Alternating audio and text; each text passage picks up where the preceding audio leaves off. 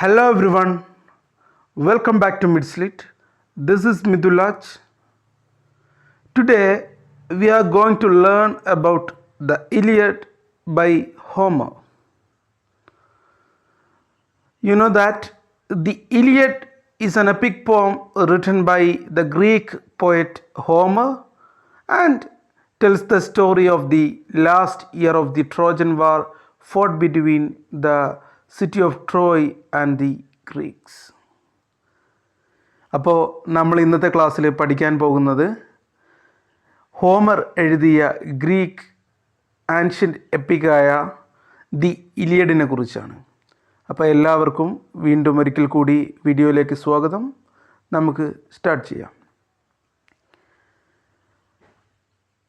There are a lot of characters in this epic Iliad. So we can classify these characters into two as Greeks and Trojans. അതിൽ ആദ്യത്തെ category എന്ന് പറയുന്നത് Greeks ആണ്. ഞാൻ ഗ്രീക്സിനെ കുറിച്ച് ഒന്ന് പറയാൻ പോവുകയാണ്. Achilles is the main character and the greatest warrior in the world. He leads the Myrmidons against the Trojans. അപ്പോൾ ഇലിയഡിലെ ഏറ്റവും പ്രധാനപ്പെട്ട ക്യാരക്ടറാണ് അക്കില്ലസ് ഗ്രീക്ക് വാരിയറാണ്. ലോകത്തിലെ ഏറ്റവും മികച്ച യോദ്ധാക്കളിൽ ഒരാളാണ് അക്കില്ലസ്. മിർമിഡോൺസിലെ രാജാവായ അദ്ദേഹം ട്രോജൻസിനെതിരെ ഗ്രീക്കുകാർക്ക് വേണ്ടിയാണ് പോരാടിയത്. ഇനി അടുത്ത ക്യാരക്ടറാണ് Agamemnon is the general of the Greek armies. He and Achilles fight on the same side but they do not get along. അപ്പോൾ രണ്ടാമത്തെ ക്യാരക്ടർ അഗമെമ്നോൺ ആണ്. ഗ്രീക്ക് ആർമിയുടെ തലവനാണ് അഗമെമ്നോൺ. പക്ഷേ അക്കില്ലസും അഗമെമ്നോണും ഒരേ സൈഡിൽ നിന്ന് തന്നെയാണ് പോരാടിയിരുന്നത് എങ്കിലും ഒരേ സൈന്യത്തിൻ്റെ ഭാഗമായിരുന്നെങ്കിലും അവർ തമ്മിൽ അധികം യോജിച്ചു പോയിരുന്നില്ല. അവർ തമ്മിൽ എപ്പോഴും പ്രശ്നങ്ങളുണ്ടായിരുന്നു. മെനലോസ് ഈസ് കിങ് ഓഫ് സ്പാർട്ടയിലെ രാജാവാണ് മെനലോസ്. The Greeks go to war with Troy after a Trojan named Paris takes his wife Helen, who is considered to be the most beautiful woman in the world. അപ്പോൾ മെനലോസ് എന്ന് പറയുന്നത് അഗമെമ്നൻ്റെ സഹോദരനാണ്. മെനലോസിൻ്റെ പത്നിയായ ഹെലനെ Trojan രാജകുമാരനായിരുന്ന Paris തട്ടിക്കൊണ്ടുപോവുകയും അതിനെ തുടർന്ന് Helen of ട്രോയിയെ അല്ലെങ്കിൽ Paris തട്ടിക്കൊണ്ടുപോയ മെനലോസിൻ്റെ പത്നിയായ ഹെലനെ തിരിച്ചെടുക്കുന്നതിനും വേണ്ടി നടന്ന യുദ്ധമാണ് ട്രോജൻ വാർ. ഒരു പെണ്ണിന് വേണ്ടിയാണ് മൊത്തം യുദ്ധം എന്ന് ചിന്തിക്കണം. ഇനി അടുത്ത ക്യാരക്ടറാണ് Helen, the most beautiful women in the world. ലോകത്തിലെ ഏറ്റവും സുന്ദരിയായ സ്ത്രീയാണ് Helen. Helen is married to king മെനലോസിനെയാണ് ഹെലൻ കല്യാണം കഴിച്ചത്. അത് നമ്മൾ നേരത്തെ പറഞ്ഞു കഴിഞ്ഞു. She is taken by the Trojans and is the cause for the Trojan war. Trojan രാജകുമാരനായ പാരിസ് അവളെ തട്ടിക്കൊണ്ടുപോയതുമായി ബന്ധപ്പെട്ടാണ് ട്രോജൻ വാർ നടക്കുന്നത്. അതിൻ്റെ പ്രധാന കാരണം അതാണ്. ട്രോജൻ വാറിൻ്റെ പ്രധാന കാരണം ഹെലൻ അബ്ഡക്റ്റഡ് ബൈ പാരിസ്. ഇനി അടുത്തത് പ്രധാനപ്പെട്ട ഒരു ക്യാരക്ടറാണ് ഒഡീസിയൂസ് എന്ന് പറയുന്നത്. Odysseus is a Greek hero noted for his intelligence. വളരെ ബുദ്ധിയാണ് അദ്ദേഹത്തിൻ്റെ പ്രധാനപ്പെട്ട ആയുധം. ഒഡീസിയൂസിൻ്റെ ഒരു ഗ്രീക്ക് ഹീറോയാണ്. He is also king of Ithaca എന്ന് പറയുന്ന ഒരു ചെറിയ ഐലൻഡിലെ രാജാവായിരുന്നു ഒഡീസിയൂസ് ഗ്രീക്കുകാർക്ക് വേണ്ടി പോരാടുന്ന ഒരു രാജാവാണ്. അദ്ദേഹത്തിൻ്റെ പ്രത്യേകത എന്ന് പറയുന്നത് അദ്ദേഹത്തിൻ്റെ ബുദ്ധികൂർമ്മത തന്നെയാണ്, അദ്ദേഹത്തിൻ്റെ ഇൻ്റലിജൻസ് ആണ്. ഇനി അയാസ് ദ ഗ്രേറ്റ്. അയാസ് is the second greatest Greek warrior after Achilles. Achilles കഴിഞ്ഞാൽ പിന്നെ വളരെ മഹാനായ ഒരു യോദ്ധാവ് എന്ന് പറയുന്നത് അയാസ് ആണ്. He is called Ajax by the Romans അദ്ദേഹത്തിനെ വിളിക്കുന്നത് അയാക്സ് എന്നാണ്. ഇനി അടുത്ത ഒരു ക്ലാസിഫിക്കേഷനിൽ പോണേ. ഇവർ മാത്രമല്ല, ഗ്രീക്ക് സൈഡിൽ വേറെയും കുറേ മൈനർ ക്യാരക്ടേഴ്സ് ഉണ്ട്. അവരെക്കുറിച്ച് നമ്മൾ ഈ ഒരു വീഡിയോയിൽ ഡിസ്കസ് ചെയ്യുന്നില്ല. നമ്മൾ സർഫേസ് ലെവൽ മാത്രമാണ് ഉദ്ദേശിക്കുന്നത്. ഇനി അടുത്ത കാറ്റഗറി എന്ന് പറയുന്നത് ട്രോജൻസിനെയാണ് നമ്മൾ പറയാൻ പോകുന്നത്. Priam is the king of Troy during the Iliad. Trojan war Iliad നടക്കുന്ന സമയത്ത് ട്രോയിലെ രാജാവ്. ഈ ഒരു വർക്കിന് ഇലിയഡ് എന്ന് പേര് വരാൻ കാരണം മറ്റൊന്നുമല്ല, ട്രോയിയുടെ മറ്റൊരു പേരാണ് Ilium. The story of Ilium എന്നർത്ഥത്തിലാണ് ഇലിയഡ് എന്ന പദം ഉപയോഗിച്ചിട്ടുള്ളത്. അപ്പോൾ ഇലിയത്തിൻ്റെ അല്ലെങ്കിൽ ട്രോയിലെ രാജാവായിരുന്നു കിങ് പ്രിയാം. അപ്പോൾ ട്രോജൻസിൻ്റെ ഒരു പ്രധാനപ്പെട്ട ക്യാരക്ടറാണ് കിങ് പ്രിയാം. ഇനി അടുത്ത ക്യാരക്ടറാണ് ഹെക്യൂബ, ക്വീൻ ഓഫ് ട്രോയ്. അവിടുത്തെ രാജ്ഞിയാണ്, പ്രിയാം രാജാവിൻ്റെ വൈഫാണ് ഹെക്യൂബ. ഇനി ഹെക്ടർ, അടുത്ത ഏറ്റവും പ്രധാനപ്പെട്ട ട്രോജൻ ക്യാരക്ടറാണ് Hector. The greatest of all the Trojan warriors, Hector he's king's Priam's son, he's killed by Achilles on the battle field. അപ്പോൾ ട്രോജൻ സൈഡിലെ ഏറ്റവും പ്രധാനപ്പെട്ട വാരിയറാണ് ഹെക്ടർ. കിങ് പ്രിയാമിൻ്റെ മകനാണ്, പാരീസിൻ്റെ സഹോദരനാണ് ഹെക്ടർ കൊല്ലപ്പെടുന്നത് അക്കിലസ് ആണ്. ഹെക്ടറിനെ യുദ്ധക്കളത്തിൽ വെച്ച് കൊലപ്പെടുത്തുന്നത്. അതൊക്കെ നമ്മളിനി പറയുന്നുണ്ട് ഡീറ്റെയിൽ ആയിട്ട്. ഇനി ആൻഡ്രോമാക്ക് ഹെക്ടറുടെ ഭാര്യയാണ്. Paris was the Trojan who took Helen from king Menelaus. നമ്മൾ പറഞ്ഞു കഴിഞ്ഞു, കിങ് പ്രിയാമിൻ്റെ മകനാണ്, ഹെക്യൂബയുടെ മകനാണ്, ഹെക്ടറിൻ്റെ സഹോദരനാണ്. അദ്ദേഹമാണ് മെനലോസ് എന്ന രാജാവിൻ്റെ ഭാര്യയായിരുന്ന ഹെലനെ തട്ടിക്കൊണ്ടുവരുന്നത്. അത് കാരണമാണ് ഈ യുദ്ധം ഉണ്ടാവുന്നത്. ഇനി അടുത്തത് Aeneas, one of the greatest Trojan warriors after Hector. Hector കഴിഞ്ഞാൽ പിന്നെ ഏറ്റവും വലിയ ട്രോജൻ വാരിയറാണ് ഏനിയാസ്. ഏനിയാസിൻ്റെ കഥയാണ് നമ്മൾ ഏനീഡ് എന്ന എപ്പിക്കിൽ പഠിക്കുന്നത്.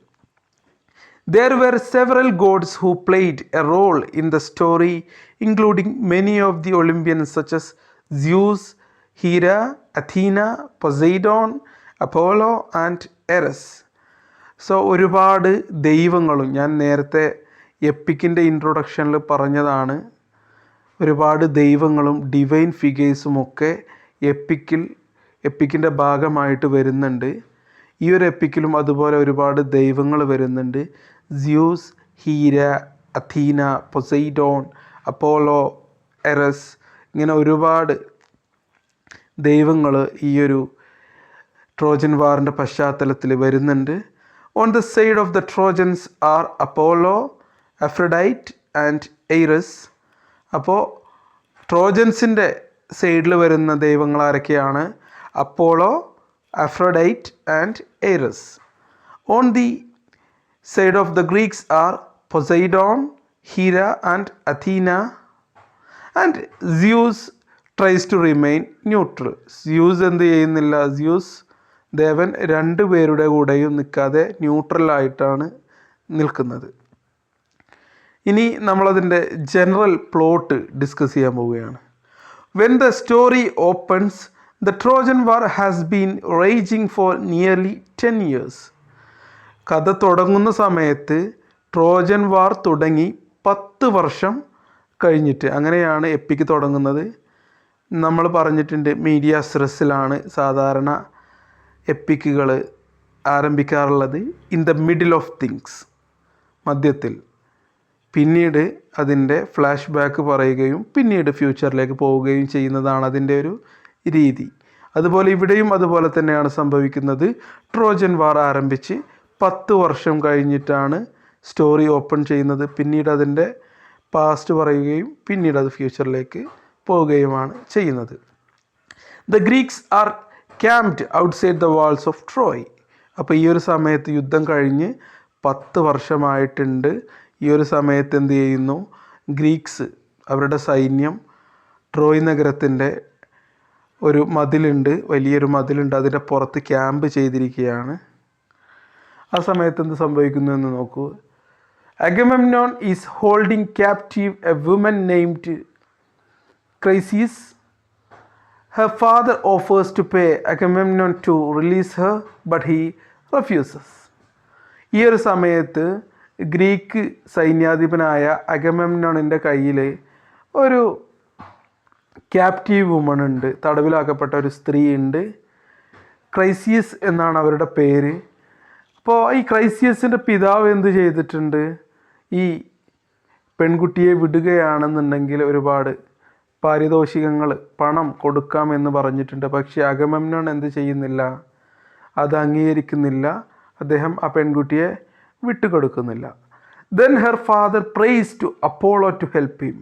അപ്പോൾ എന്ത് ചെയ്തു, ആ പെൺകുട്ടിയുടെ പിതാവ് അപ്പോളോ ദേവനോട് പ്രാർത്ഥിച്ചു. Soon Apollo is attacking the Greeks. So അതിനുശേഷം അപ്പോളോ എന്ത് ചെയ്തു, ഗ്രീക്കുകാരെ അറ്റാക്ക് ചെയ്തു. Eventually, the Greek leaders led by Achilles forced Agamemnon to release Chryseis. അപ്പോൾ അക്കിലസ് എന്ത് പറഞ്ഞു, ഇങ്ങനെ പോവുകയാണെങ്കിൽ സംഗതി ഒന്നും ശരിയാവില്ല, നീ എന്ത് ചെയ്യണം, ക്രൈസിസ് എന്ന പെൺകുട്ടിയെ വിട്ടുകൊടുക്കണം എന്ന് പറയുന്നു. പക്ഷേ അഗമെമ്നോൺ അത് അംഗീകരിക്കുന്നില്ല. അവർ തമ്മിൽ ഒരു വാഗ്വാദം ഉണ്ടാകുന്നു. However, in order to get back at Achilles, Agamemnon seized a lady named Briseis from Achilles. അങ്ങനെ അഗമെമ്നോൺ പറയുന്നു, ക്രൈസീസിനെ ഞാൻ വിട്ടുകൊടുക്കണമെങ്കിൽ നീ തടവിലാക്കിയ സ്ത്രീയായ ബ്രീസിയസിനെ എനിക്ക് തരണം എന്ന് പറയുന്നു. അങ്ങനെ എന്ത് ചെയ്യുന്നു, ബ്രീസിയസിനെ വിട്ടുകൊടുക്കുന്നു. അങ്ങനെ അവർ തമ്മിലൊരു പ്രശ്നമാണ്. Achilles becomes very angry with Agamemnon. He refuses to fight any longer. അതിനുശേഷം അക്കിലസ് എന്ത് ചെയ്തു, ഞാൻ നിങ്ങളുടെ കൂടെ ഇനി യുദ്ധം ചെയ്യുന്നില്ല, നിങ്ങൾ എന്താണെന്ന് വെച്ചാൽ ചെയ്തോ, ഞാൻ ഇനി നിങ്ങളുടെ കൂടെ യുദ്ധത്തിൽ പങ്കെടുക്കുന്നില്ല എന്ന് അക്കിലസ് പറയുന്നു. He even ask his mother Thetis to pray to Zeus to help the Trojans. മാത്രമല്ല അദ്ദേഹത്തിൻ്റെ അമ്മയായ തെറ്റിസ് എന്ന ദേവതയോട് പ്രാർത്ഥിച്ച് എങ്ങനെയെങ്കിലും സ്യൂസ് ദേവനോട് പറഞ്ഞിട്ട് ട്രോജൻസിനെ സഹായിക്കാൻ പറയണമെന്ന് പറയുക കൂടി അക്കിലസ് ഈ ഒരു സാഹചര്യത്തിൽ ചെയ്യുന്നുണ്ട്. Although Zeus has remained neutral so far during the war, he decided to help the Trojans. അതുകൊണ്ട് തന്നെ അതുവരെ നിഷ്പക്ഷനായി ന്യൂട്രലായി നിന്നിരുന്ന സ്യൂസ് ദേവൻ ഒരു ഘട്ടത്തിൽ എന്ത് ചെയ്യുന്നു, ട്രോജൻസിനെ സഹായിക്കാൻ വേണ്ടി തയ്യാറാവുന്നുണ്ട്. ഈ ഒരു അക്കിലസ് അദ്ദേഹത്തിൻ്റെ മാതാവായ തെറ്റിസ് ദേവതയോട് പ്രാർത്ഥിച്ചത് കൊണ്ട് മാത്രം. ശേഷം the fights continues. The fight between the Trojans and the Greeks continues. The gods got even more involved. പിന്നീട് യുദ്ധം തുടരുകയാണ്. ദൈവങ്ങൾ കുറച്ചുകൂടി അതിലേക്ക് ഇൻവോൾവ് ആകുന്നു. When Hector is hit by a giant rock thrown by Ajax, Apollo heals Hector, making him even stronger and faster than he was before.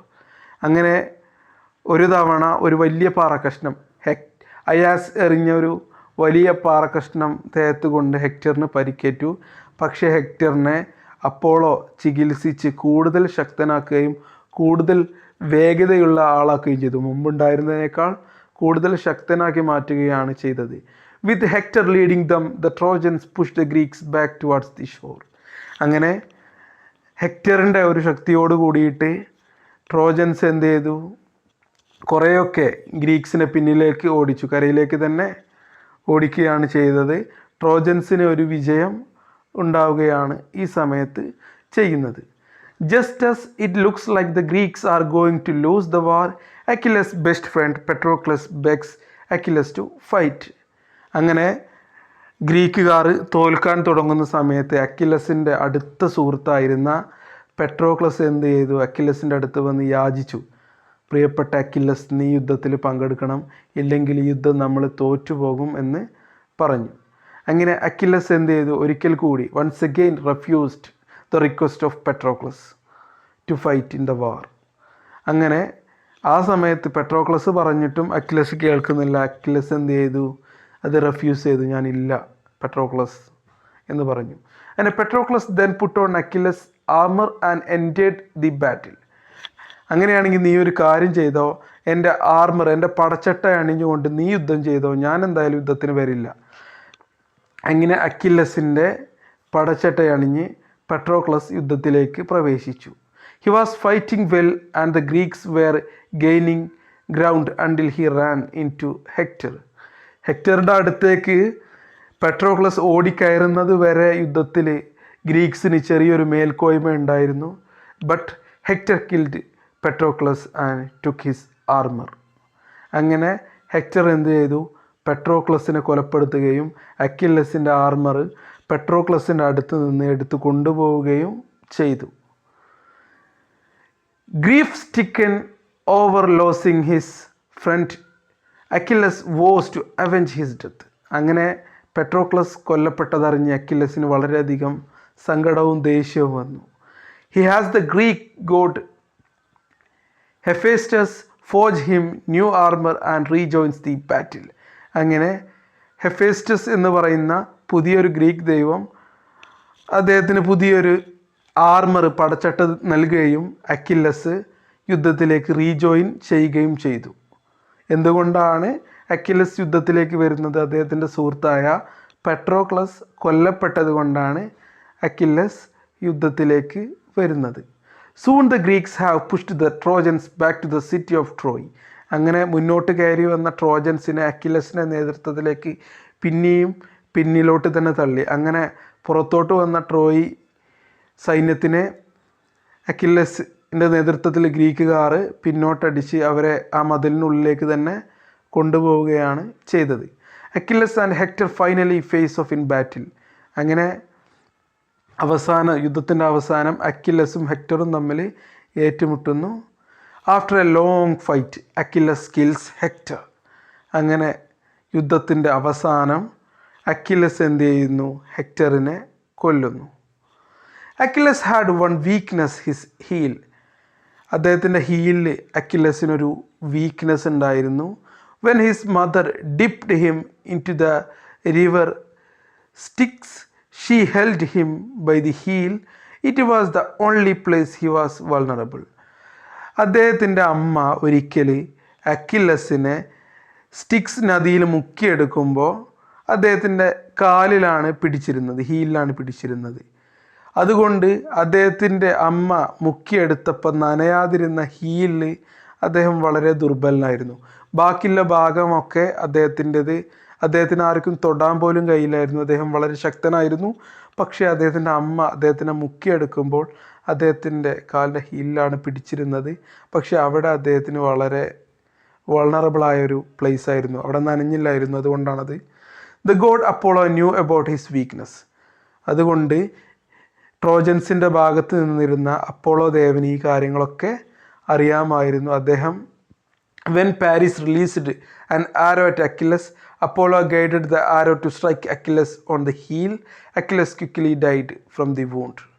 അങ്ങനെ Apollo ദേവൻ്റെ നിർദ്ദേശത്തെ തുടർന്ന് പാരീസ് ചെയ്ത ഒരു അമ്പ് നേരെ അക്കില്ലസിൻ്റെ ഹീലിൽ വന്ന് തറക്കുകയും അത് കാരണം വന്ന മുറിവിൽ നിന്ന് അക്കില്ലസ് എന്ത് ചെയ്തു? കൊല്ലപ്പെടുകയും ചെയ്തു. ഇനി അവസാനമായി നമുക്ക് പറയാനുള്ളത് ഇതിൻ്റെ ഒരു ക്ലൈമാക്സ് ആണ്. ട്രോജൻ ഹോഴ്സിനെ കുറിച്ചാണ് പറയാനുള്ളത്. സോ അക്കില്ലസിൻ്റെ വധത്തിന് ശേഷം Odysseus came up with an idea as to how the Greeks could get behind the walls of Troy. എങ്ങനെയെങ്കിലും ആ മതിലിനകത്തേക്ക് കടക്കാൻ വേണ്ടിയിട്ട് ഒഡീസിയൂസ് ഒരു ഐഡിയ കൊണ്ടുവരികയാണ് ചെയ്യുന്നത്. They built a large wooden horse. അദ്ദേഹം എന്ത് ചെയ്തു? അദ്ദേഹത്തിൻ്റെ നേതൃത്വത്തിൽ വലിയൊരു മരക്കുതിര ഉണ്ടാക്കി. മരം കൊണ്ടുള്ള ഒരു വലിയ കുതിരയെ അദ്ദേഹം ഉണ്ടാക്കി. Some of the soldiers hid inside the horse while the rest of the Greek army got into their ships and sailed away. എന്നിട്ട് എന്ത് ചെയ്തു? കുറച്ച് പേര് നേരെ ആ കുതിരയുടെ ഉള്ളിൽ കയറിയിട്ട് കുറച്ച് സൈനികർ ഒളിച്ചു. ബാക്കിയുള്ളവർ കപ്പലിൽ കയറിയിട്ട് അവർ തിരിച്ചുപോയി. The Trojans thought that they had won the battle and that the horse was a gift.